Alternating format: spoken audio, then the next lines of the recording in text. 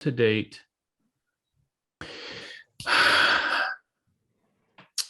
Let me start by saying Xactimate has never, ever included any business overhead or any business profit in any line item ever. So let me read this here. This is from the most updated OMP white paper. The first one came out in something like 2011. That's how long I've been fighting this fight. And they've actually done a pretty good job of reworking the language in this particular white paper. So it's just, the first one had all kinds of vagaries. And so adjusters were like, well, this says this, and it says this, and it says that. But yeah. So the highlighted sections, it tells you what overhead is and profit is. I don't think we need to go through that. But second highlighted section, the amount of overhead and profit is left to the discretion of the estimator based upon the conditions of the job and the service provider performing the work. And when Xactware does their pricing survey, they call people, they email people, they get pricing feedback. Those surveyed are specifically asked not to include expenses that would be included in general overhead and profit. So general overhead expenses are not included in Xactware's unit pricing. It says right there, I told you already, believe it, it's not included. Adjusters are famous for saying, oh, well, there's plenty of money in it, or such and such activity is included. Estimating, project management, oh, that's included. Well, if you're telling me, as Mr. Adjuster, that project management is part of my overhead, I'm telling you right here that overhead is not considered in any line item. So I have to accommodate for it. I have to adjust for that. Other thing, job-related overhead expenses should be added as separate line items to the Xactimate estimate. And I'll show you how I did that in this particular estimate here. I like to do that in general conditions, and I like to put my general conditions right up front. So here's what I came up with for general conditions. Residential supervision. Residential supervision is not included in any line item. And if it's a job specific cost, it should be in there, accounted for. I did this calculation based on total labor hours. And then I deleted a whole bunch of stuff off this estimate, so it's not exactly accurate, but based on the labor hours and full-time supervisor, superintendent, whatever you want to call it, on that job for the 8 to 10 months or whatever it was, comes out to 1,200 hours. That's a legitimate expense. And, you know, I don't care what job you're doing, you can't tell me where there's $100,000 in overhead costs that's already like magically put into this thing. It's not. Why? What's that? Sorry. So we as estimators, it's on us to make sure that our businesses are profitable. The number one way we can ensure that our businesses are profitable is to account for everything that we can anticipate needing to be on a job. Supervision, project management, estimating, general administrative burden. I don't put this on a lot of jobs, but this is a $1.8 million job. So I put some hours in there for the fact that I know there's going to be an office person collecting all these sub costs, you know, tracking down this, tracking down that, doing all the admin stuff that admins do. It's a legitimate job expense. We're going to put it in there. General cleanup, same thing. So this, I mean, you can read the rest. This is what I consider general conditions. This is a percentage of the overall job at the end of the day. So as this schedule creeps, which all schedules do, we can take this percentage, whatever it was, of general conditions based on the total, and just add that, and we can come up with a number, and we can say the general conditions on this job are $200 a day. And the end of the job, we added 2 weeks to this job. We're going to go 2 weeks times 200, whatever that is. Okay. So what really blew me away was the fact that Xactimate costs are nowhere near what they need to be. So in this job, we're reframing a ton of it. It was a bad fire. We got to do all this stuff. So I went down and I just picked a 2x4. I'm going to come in here and find a 2x4. And I challenged Doug.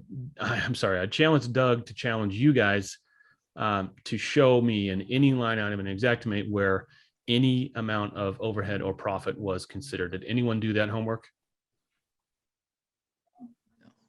Okay. They were too spread out and busy, and I knew they didn't do it, but I was sure you would explain to them why there was no overhead and profit already in these. So we can drill into any line item. I'm going into the details here for, this is a material only line item. Not a good example for labor, but for material, we can see what this is included. This is a 2x4. What length does it say it is? Assembly info. It's a 2x4 number. It doesn't say what length. I think it's per linear foot, right? 12 in that bottom group right there right there. 12, 2x4 by 12. Let's try that one. Let's try that one. That's a 10-footer right here.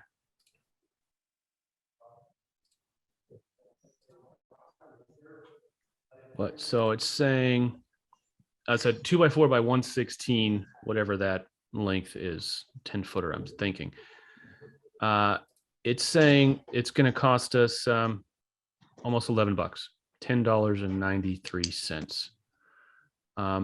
My new toy I found yesterday that's not working for me is an automated way for Xactimate to, it's called their direct supplier pricing. And yesterday I was able to import this project, and I got, let's just try this. Let's see if it comes up. Come on, machine.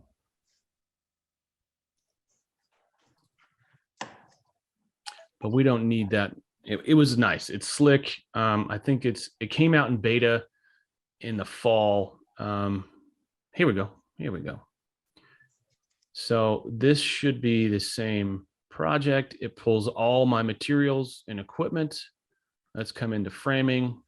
Let's look for our 2x4 by 10, 2x4 by 18, 2 by 10. Yeah. That's close. No results. Okay, that's stupid. So we're just going to go to Home Depot. Home Depot. It was just a good quick way to Xactimate let us compare all the material pricing. I just haven't figured that part out yet. So let's go 2x4 by 10. Framing lumber. You want to pick one, $21, $26. It's $13. Where's that at? Okay, so 2x4s, it's still, you're losing $3 a foot. You're $3 a board if you don't change this pricing. But let's do a 2x4 by, let's go 2x8. That's where I saw the big differences. 2x6, 2x6 by 10. That gives us a unit price $17. Okay.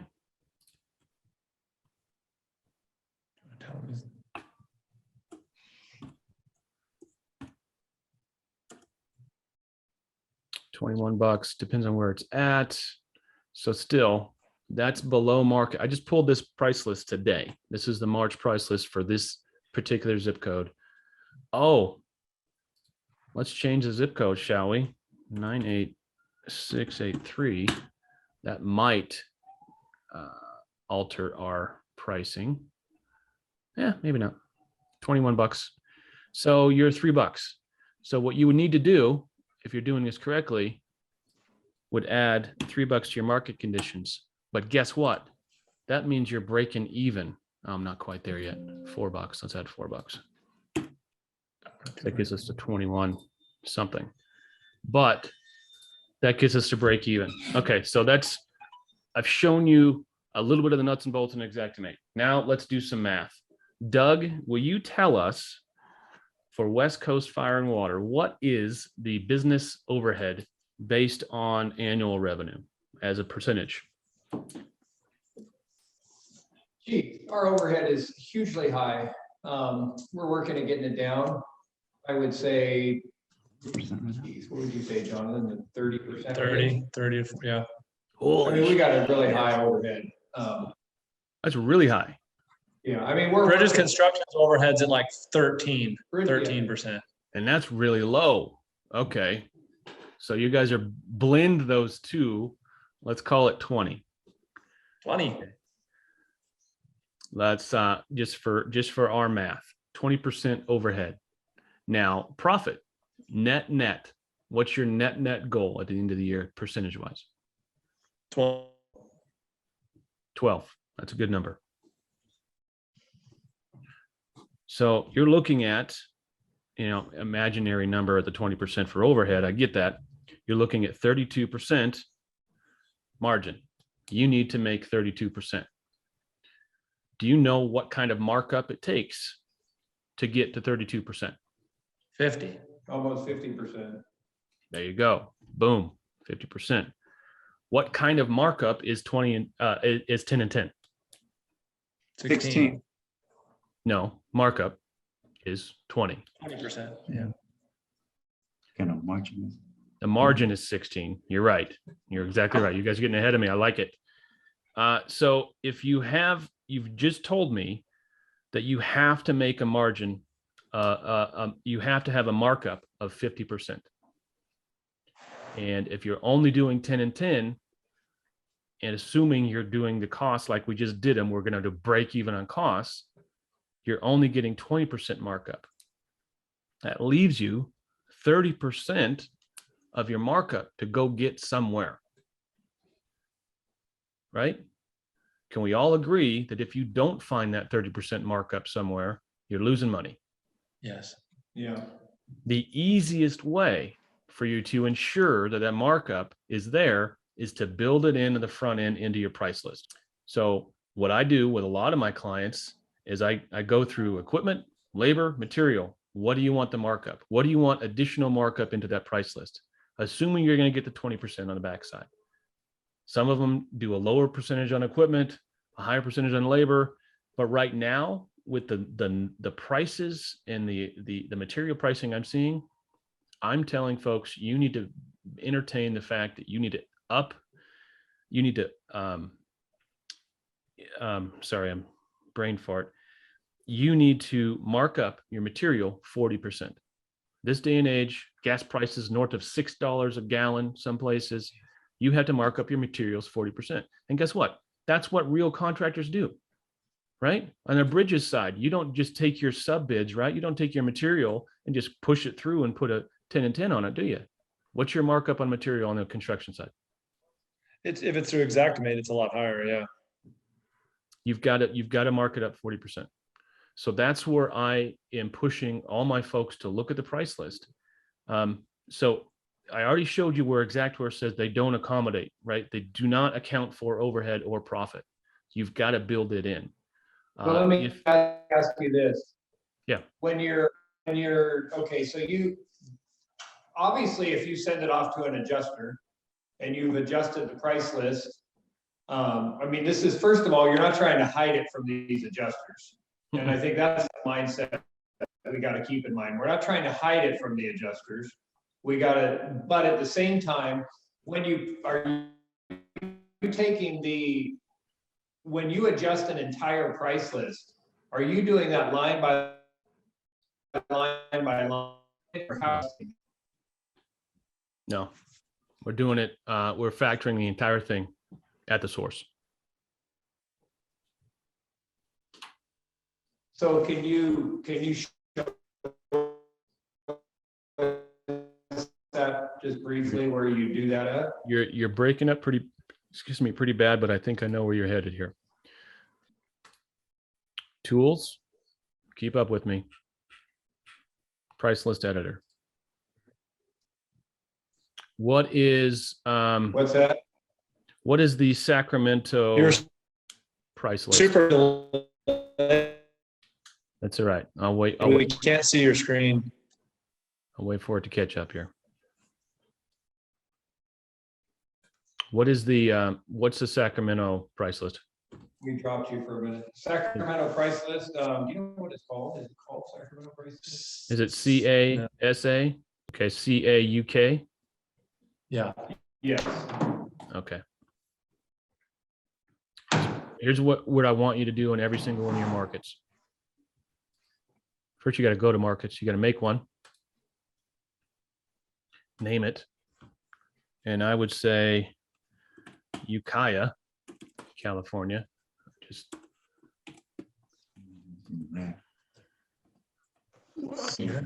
and then you link it to Our internet.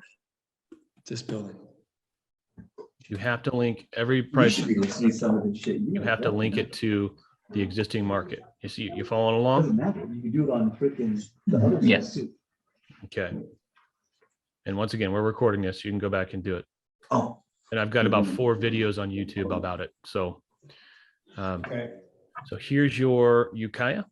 Here we are. And you can change at this point. This is the price list module. You can go into everything and clean it, or I mean, sorry, edit it by hand if you want. I don't do that. It's a pain in the ass. So I go here and I factor. So I factor, I'm only going to factor Ukiah. And I'm going to do materials, increase materials by 40%. I'm going to increase equipment by 20. Increase labor. I'm going to go 30. Once again, this is building in the margins that you are required to have if you want to grow your business. If you want to have a successful business that's here in 5 years, you have to have margin. There's no way to you cannot grow a business on Xactimate stock price list margins. You cannot. I don't care how good you are at writing with the program. I'm great at writing with the program. I can't build in another 30%. You just can't. You can't write your way to 30% margins, additional margins, that is. Factoring, continuing. So let me ask you this, what is your, I think what we run into is, well, first of all, you said we can't do it on program work, right? Program work, we're just stuck with taking Xactimate prices the way they are. You are contractually obligated. Now, I would invite you to go back through those program guidelines and the program rules you signed up for, and see if there's anything specific to pricing. Because if you read through the Xactware, let me see if I can find it. I probably called it out. If you read through there it is, Xactware license, the user license agreement. Let me roll down here. Xactware's user agreement. We all sign it when we buy the software. Section number 9, paragraph 3 at the end. You agree not to prohibit or preclude deviations from the price data where contractor requirements, market conditions, demand, or any other factor warrants the use of a different line item price in the specific situation. I'm going to argue all day long. We are in a specific situation where there is not enough margin built in. We have to build our margin in, and the software tells us we're not allowed to prohibit changing the pricing. So I would look at once again, I would look at your agreements that you've signed, and if you signed it, you're obligated to follow it.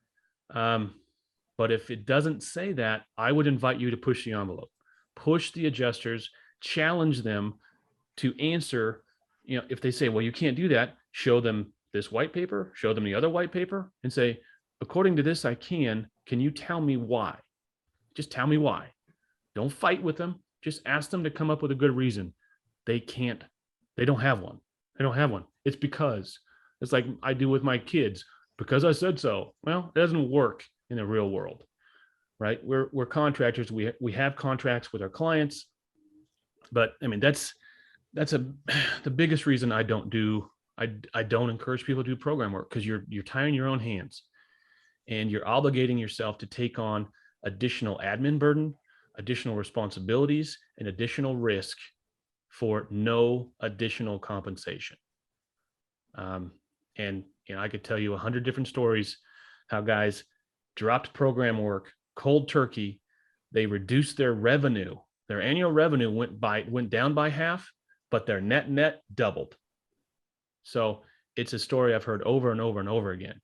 I'm not telling you to do that unless it makes sense for you.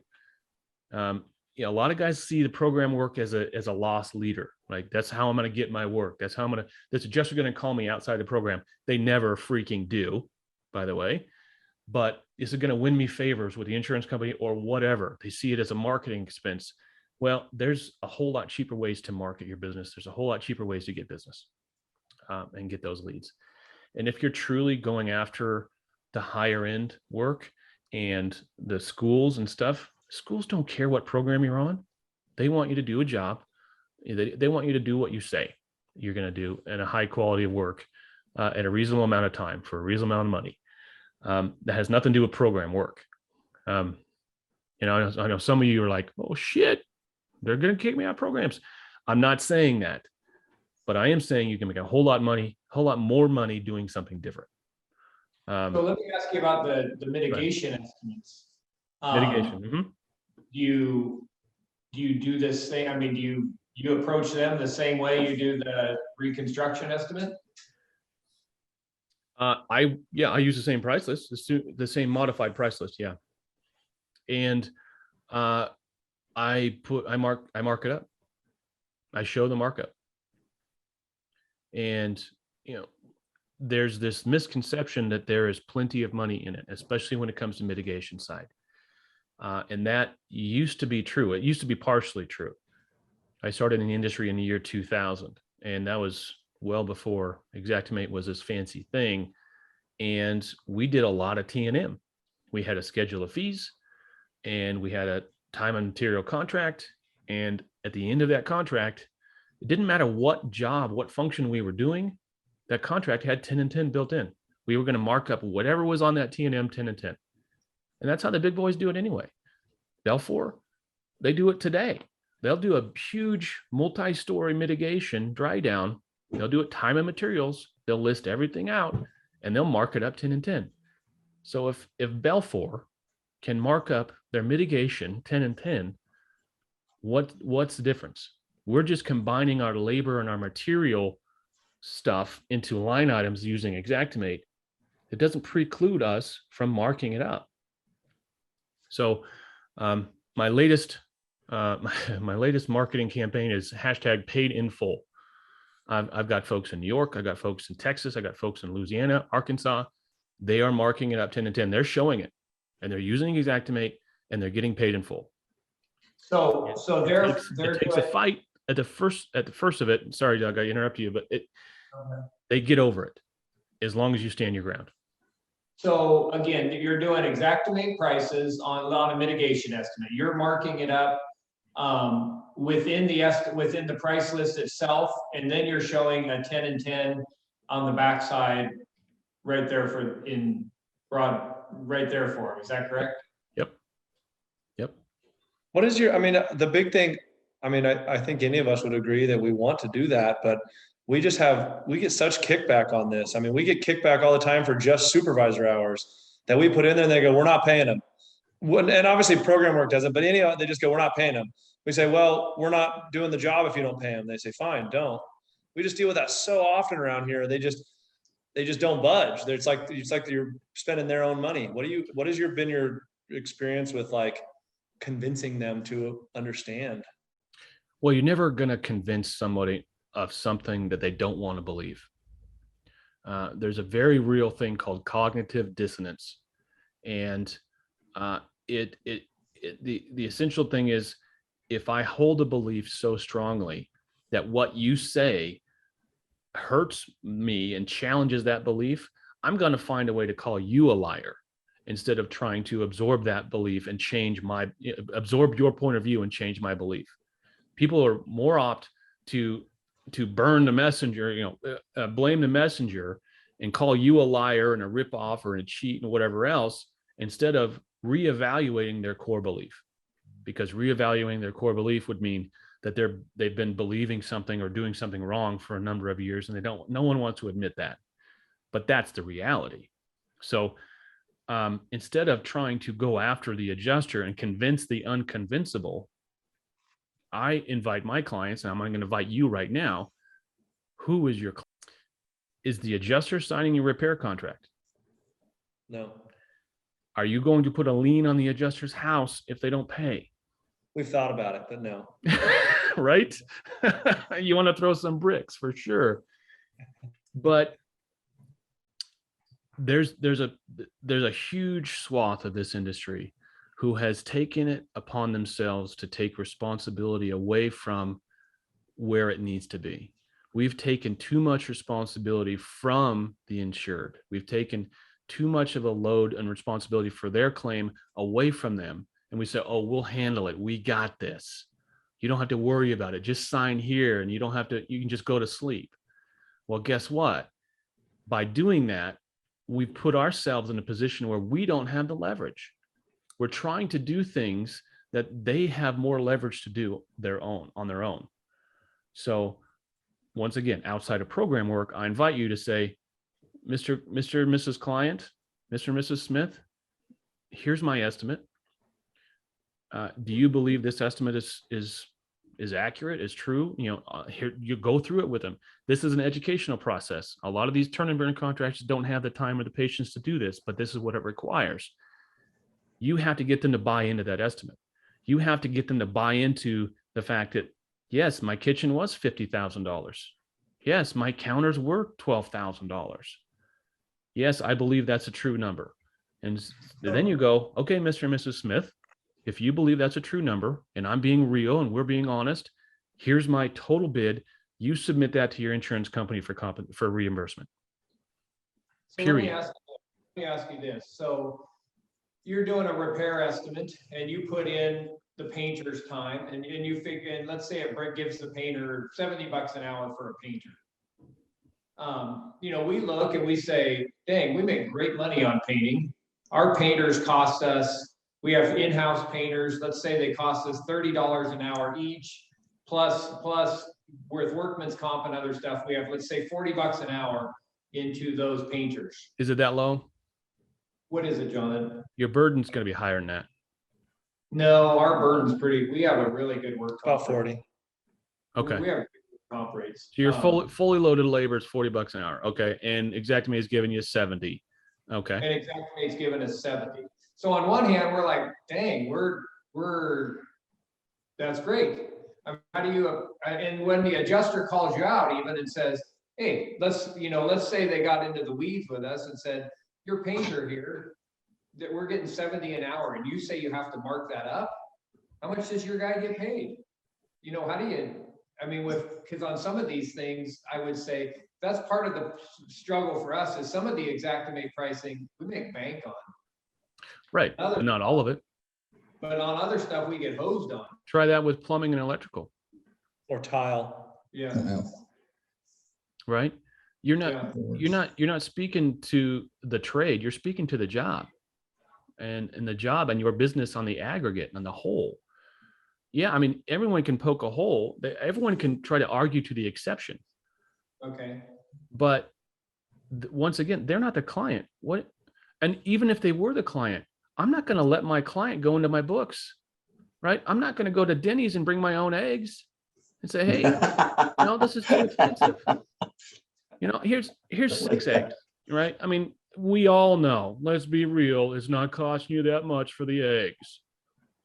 It's ridiculous when you put it in a restaurant, right? My example is ridiculous, but that's what we're doing to ourselves when we allow ourselves to have these arguments with these adjusters. It's none of their business what my costs are. None of your business. And it's none of the client's business either. Because guess what? They have the option. You don't like the number? Hey, no harm, no foul. We'll see you. Good luck. And it's But really what up- you're clients saying- need, clients don't need us to rebuild their houses. They need us to get the money from the insurance company to rebuild their houses. And that's why we demand a premium. We're not general contractors, really. I mean, we're general contractors, but we're not regular contractors because there's this huge added layer of admin and bullshit we got to deal with on a daily basis just because we're trying to get stuff from the insurance company. And providing my costs to an adjuster or an insured is not something that I advocate anyone do. It's none of Right. their damn business. You know, Yeah. go to appraisal. You're going to have to turn down some jobs.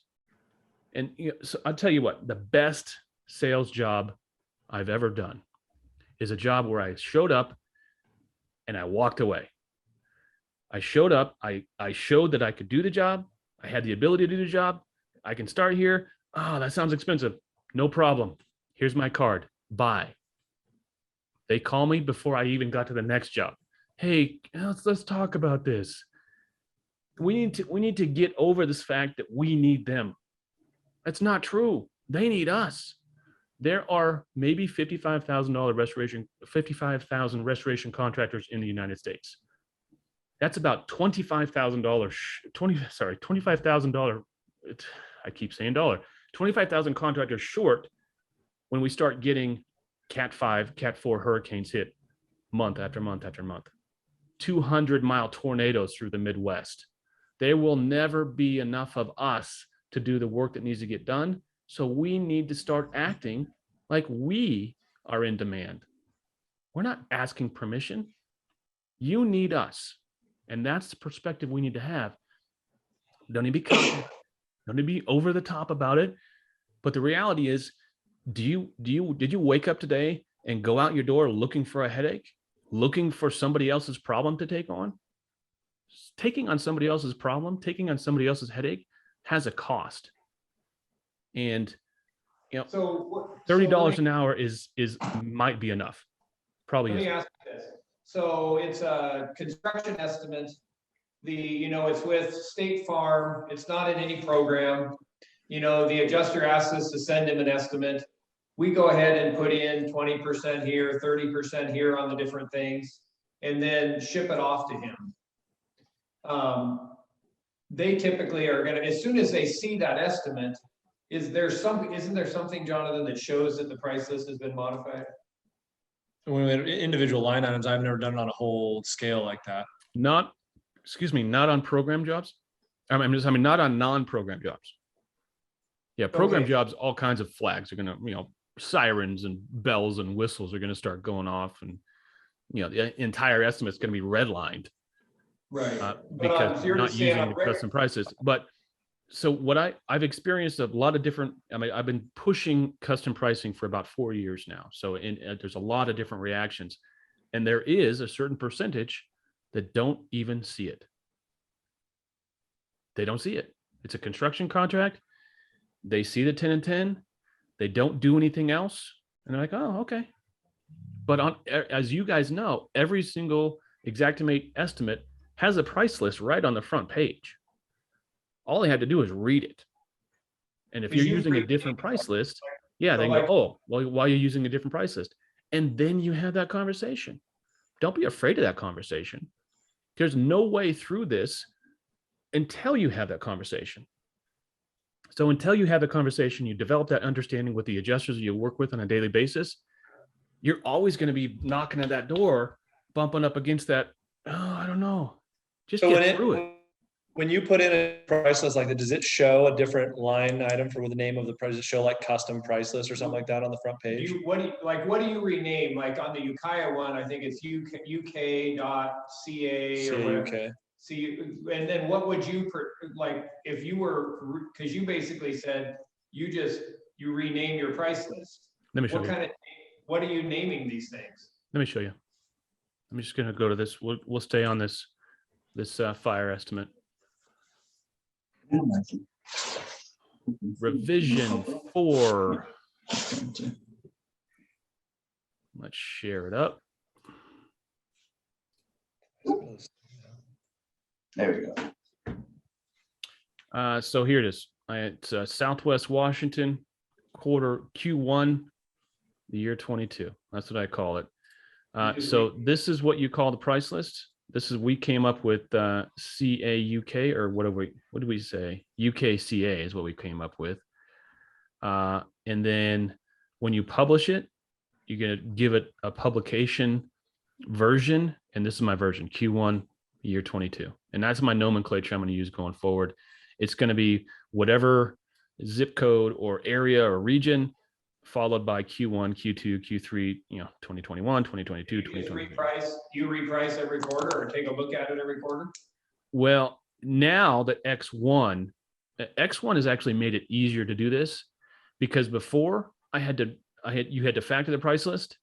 And then the next month, if you wanted to catch all the new stuff that they added, which they add, 10, 15, 20 items per, and they change descriptions, they change yields, whatever, you had to do it all over again the next month.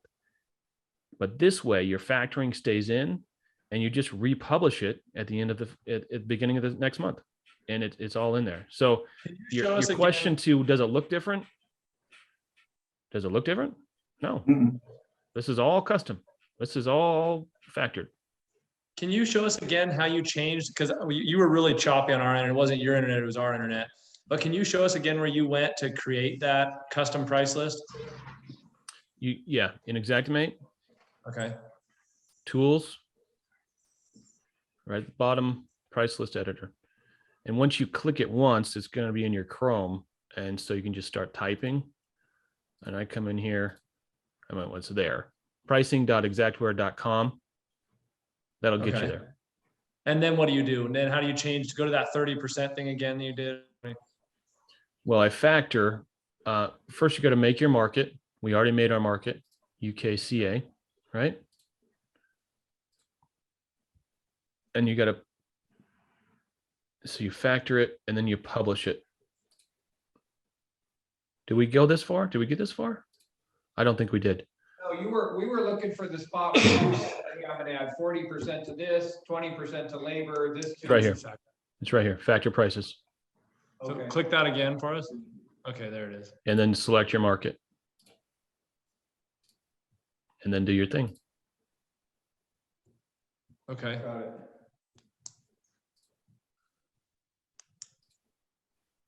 And then I'm going to publish this. And this is where, so I decided to use UKCA.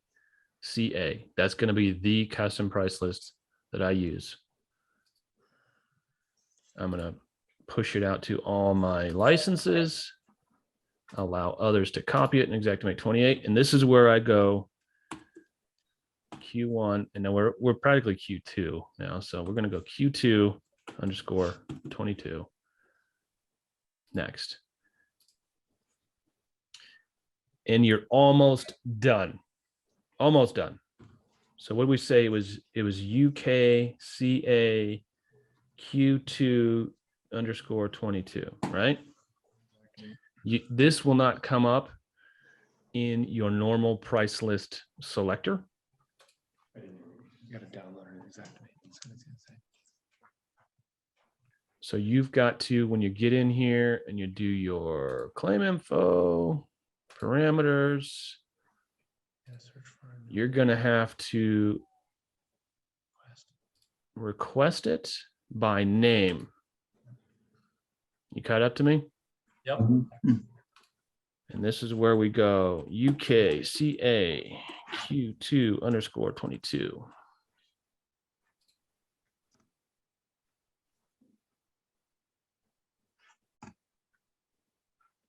Oh, it's not done.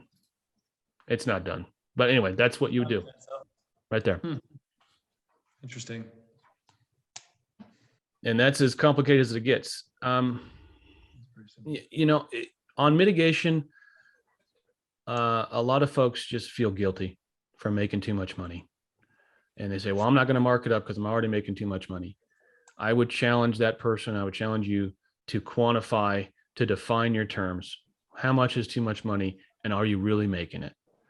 Because at the end of the year, the net is all that matters. Net for any business is all that matters. So Right. if you're telling me there's plenty, I'm making plenty of money, I don't need to mark it up, show me. Get with your accountant, get with whoever you need to, show me the bottom line, the bottom, net, what are we making? You know, and What is do it you real think? or is it not? So let's talk about a mitigation company. Mhm. What do you think is a range of a normal net on a well-run mitigation company? High, low range, Well run, you're yes, probably sitting 15, around 20. 15% net. Mhm. And how about on the construction side? You should be 10 to 12. Okay, Yeah, I mean, if you're north of that, then you're doing something right. You're good. good. I hope you're not scrimping on scope in order to make up that margin. That's what a lot of folks do. A lot of folks, in order to make that margin, they'll put in a dozen fans and use 6, right? That unfortunate reality is that there's a lot of companies still doing that bullshit. It's just dishonest. I had a conversation with somebody today who will remain nameless because I've gotten in trouble for naming him before. But we were talking about Symbility. And I said, why? Why did they make that change? And his answer was a certain part of it was a licensing fees, right? Xactware was really hammering on folks. And even though they got a discount on their fees, like you and I don't get a discount on the fees, but if you have 1,000 licenses, I guess you get a discount from Xactware. That was 40 million or whatever it was, 30, 40 million. So Symbility came in and gave them a huge break on that. But that's not the only thing they did. Symbility took essentially a carbon copy of the Xactimate pricing and reduced it by 32%. That is the reason they want Symbility. Yeah, And so he challenged me. I've got a couple folks that write in Symbility because I had clients come to me, hey, I need this written. It needs to be in Symbility. And we figured it out. But he challenged me, if as a service provider providing estimates for insurance repairs, I'm part of the problem if I'm doing that. I'm accepting the fact that they're reducing their claim severity on our backs. And I'm probably going to go to my clients and say, hey, you got to find somebody else to do your Symbility for you, because I don't think it's honest.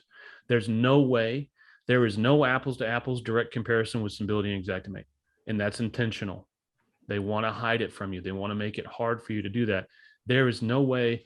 And he's got a machine algorithm that automatically takes Xactimate, squirts it out into Excel or whatever it does, and then it puts it into Symbility and generates it automatically. He's sitting right now. He's sitting at a 87% conversion rate. In English, it means he can't get a 100% Xactimate to a 100% Symbility. It's 86, no matter what he does. So the Symbility move was about reducing costs on claims. It wasn't about anything else. And so that's where I'm at in my career and in my standing in the industry. That's what scares me, is we're letting it happen again. Back in 2000, when I was running mitigation jobs, I started out as a water tech. I was crawling under, sucking poop. I was doing it.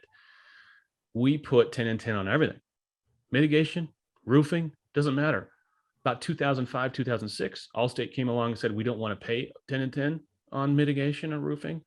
And we all went along for the ride. And now we're sitting here in 2022 figuring out how we're going to make money.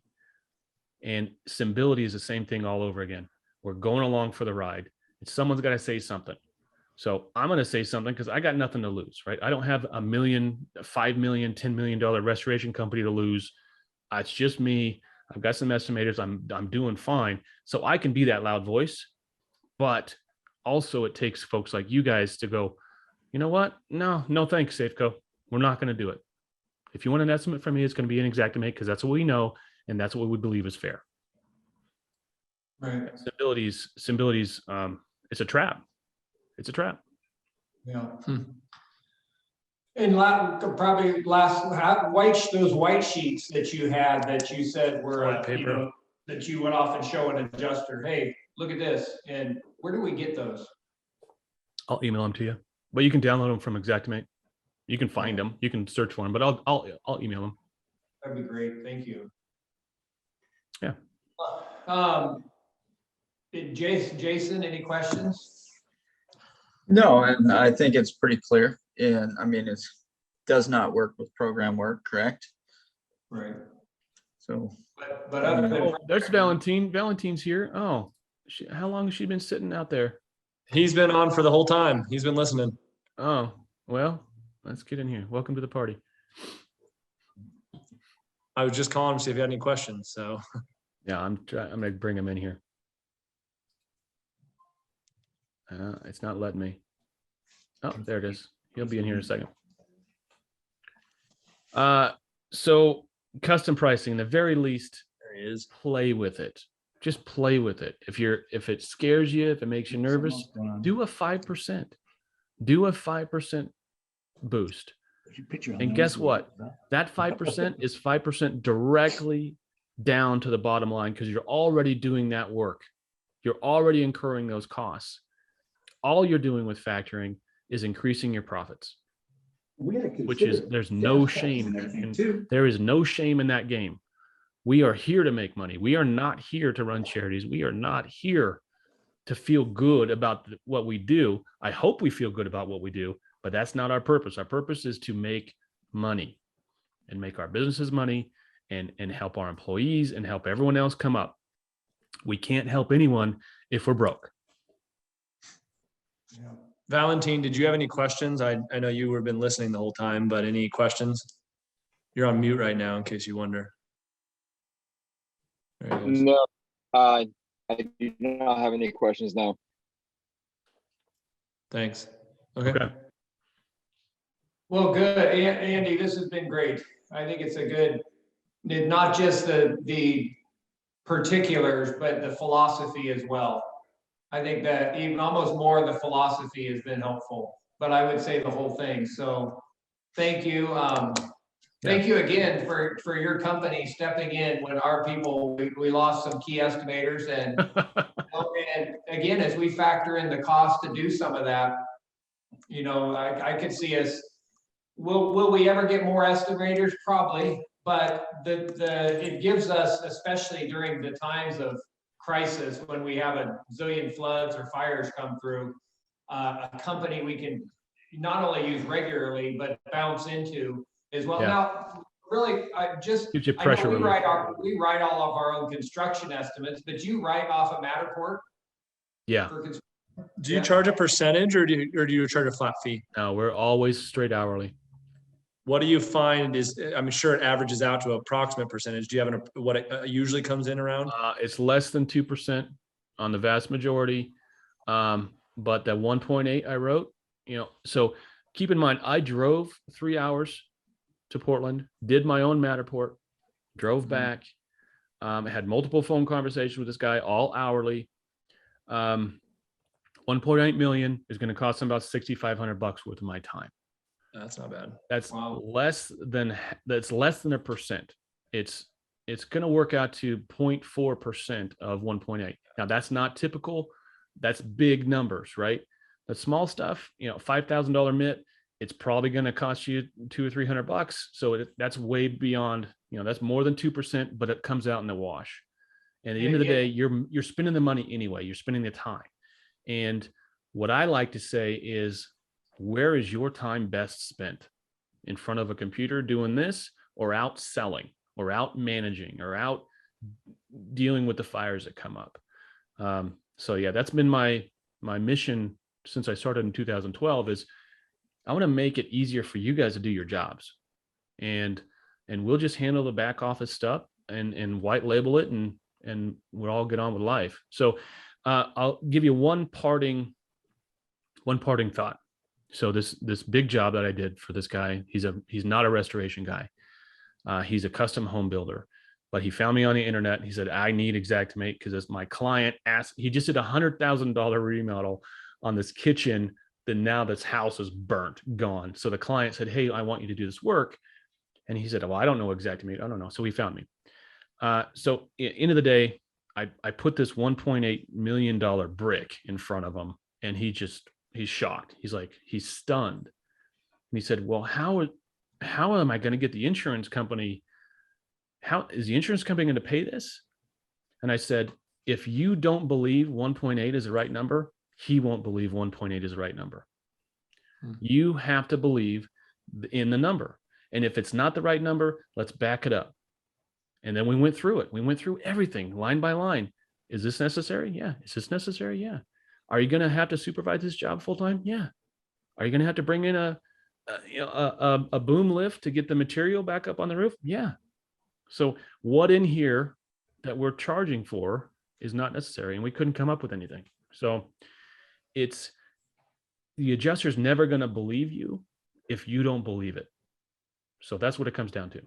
You got to step into it and own it. If you don't own it, they'll never believe you. If you do own it, your client's going to be behind you, and the adjuster's going to fall in line. Good. So good to see you Very guys. good. Any more? Any from you? No, it's good to know you do construction stuff. Have you heard of a company called Impartial? Yeah. Actually, the guy that will not be named is a big part of that. Got it. We have done very, very little with them. When we bought our Matterport, anyways, I looked up Matterport on Google, and Matterport came up, and then Impartial came up. So we had them write 3 or 4 estimates. They did them for free because they're pack back company, the emergency pack out was doing the pack out. Mm-hmm. And so they wrote them for free for us. And we mostly liked them. They charged like 4 to 5%. So and they charge just a percentage of it. So Valentine and I have talked that, if we get slammed, it might be something we would use. But, on average of 2%, even Val and I talked is that if we can find somebody that was 2%, it would be more appealing. So yeah, that's something we got to consider. I intentionally didn't go percentage because at a certain threshold, percentage is just not fair to you. Yeah. Higher, yeah. And I know my worth, and making 2% of that 1.8 would have been just stupid. Sweet. I did not provide that much value. So that's why I decided I picked 2% as my goal, but I want to do it all hourly. I want to do it all above board, completely transparent. If we spent time on it, we charge for that time. If we didn't spend time on it, we did incur costs. So we do hover as well, and we mark it up. But if we didn't do that, I don't want 2% just because 2% sounds like a good, sexy number. Yeah. I want to make sure it makes sense. What's your hourly rate? 155. And that's today. Man, gas prices are stupid. I'm really looking at it. Is 155 the right number? Does it need to be 165? I think I'm going to wait till Q2 to have that conversation again. But for now, it's 155, and I think we're still making money. I don't write the vast majority of the stuff. I've got people to do it, and I'm a contractor in my own right. They don't earn $155 an hour. That's a business model. Oh, right. Show me your bids. Show me your costs. No, man. But my folks are happy to work for what they, I don't know if you could go out there today and earn $80 an hour doing something, you would look at it, right? If you didn't have to, you didn't have to leave your house. Okay. I'm stopping that sales. I don't want any of you guys to call me. You're staying there. You work for them. But there's a model. There's a bunch of people out there looking for something to do with Xactimate talent, and that's what I'm using. Cool. Very good. Well, again, really appreciate your time, and we got a lot to think about and a lot to incorporate, and I think this is a good starting point for us. So thank you. Sounds good. All right, you guys be well. Thank you. Email us that stuff. I will. I'll write right now. Thank you.